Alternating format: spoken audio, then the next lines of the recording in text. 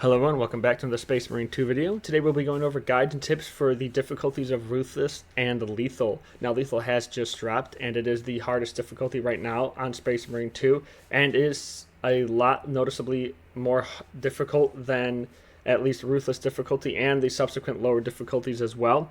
One of those reasons is definitely for the extremist spawns where you can get a lot more of them and the damage that enemies can do to you, which makes it way less forgiving. But these 6 tips I think are very important for the team and can be very useful and help make a team better and as well as just improve overall gameplay for someone if they want to use them. Tip 1 being perks and weapons and what level they should be. Tip 2 is target priority and what the team should focus on killing overall and then also for your kits. Tip 3 is the positioning, how the team should play together and how they should work together. Tip 4 being Medicae, Guardian Relics, and Armor Boosts and how you should kind of use those effectively. Tip 5 being executes themselves and what should be taken and when they should be taken, things like that. And then tip 6 is paying attention to your armor and maintaining and managing it so that way you can keep fighting longer. I hope this information is helpful to you guys, and we'll move on to tip 1. Tip 1, have at least a full perk tree, which would be level 9 or higher, and have weapons that are mastercrafted green or artificer, which is purple. Now this is mostly going to apply to Ruthless, since Lethal is going to require a little bit of a different setup here.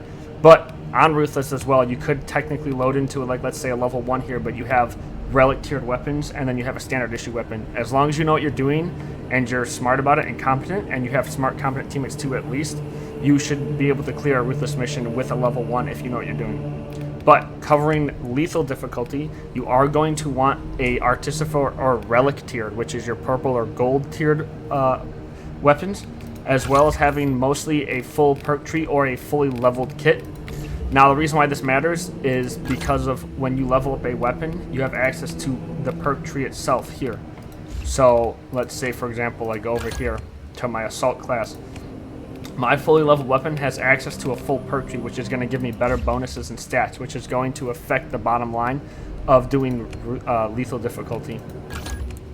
As well as here you can see too, the weapon changes from artificer to relic. I'm going from 5 power to 8 firepower.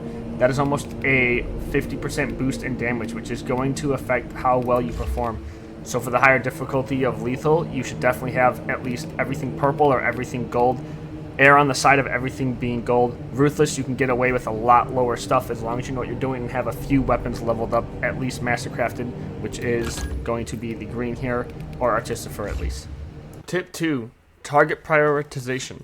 What this means is, during certain counters and hordes and stuff, certain enemies should have more value over other enemies.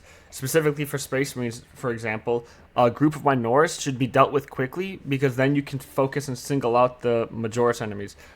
Same thing with extremists and terminus enemies. If you kill everything else first, you have an easier time dealing with them as they're the only things left alive. Now that's not always the case, and sometimes melee units will have to be dealt with first, or ranged units will have to be dealt with first, but usually you'll want to try to kill the ranged units first, so then you can focus on just parrying the melee units. And parrying them is all you need to do to set yourself up to buy time to do it. Now this is also dependent on classes as well and specific for different team comps. For example, if an assault's with your team, if there's a horde of enemies nearby, they could ground slam and kill the entire horde and then move on to other enemies. But if you have good horde classes to deal with that aren't assault themselves, assault can move into longer range enemies potentially and then engage in the Majoris to force them to stop shooting at you.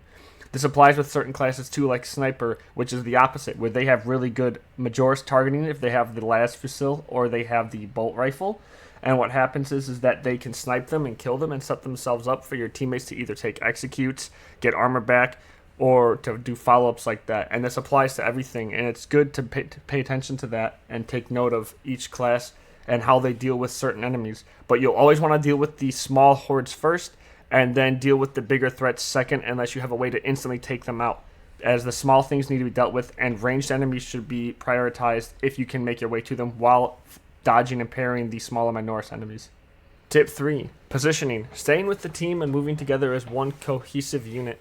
What this means, especially on lethal, is that if you stick together and stay tighter in a more coordinated group, you're going to be able to get armor back while in the coherency range of the lethal difficulty, which means you can stay in the fights even longer. But what also it means is not rushing ahead and alerting more enemies while your team is already dealing with enemies in the first place. So you want to stick together, deal with the current threat that is attacking your team, and once you're finished, move on to the next area. Because what can happen is if you have one person or two people rushing ahead to a bunch of new enemies while another person is still fighting, what ends up happening is that those two people will get swarmed, or that one person may get swarmed, and then they could go down, which could drastically change the tide in the fight and potentially cause the team to wipe and lose there. What's also to take note too is with positioning, what's really important is that if you have a big horde, trying to fall back to an area that's not out in the open and to a more isolated and controllable environment, perhaps a narrow corridor around a side entrance or exit where you only have maybe 2 points of interaction as opposed to a big open area where everything can surround you and attack you. Tip 4, Medicae. Who should have it, when to use it, and who and how they should use it effectively. Now, this is really important on Ruthless and Lethal difficulty, as you're going to be taking a lot of damage, so you're going to want to use Medicae in response to this. Now, if the entire team is full health, it doesn't matter who really picks it up, and you should just make sure that as a team, everyone has at least one. But if someone has very low health and everyone has it, they should take the second one and be able to top themselves off and replenish.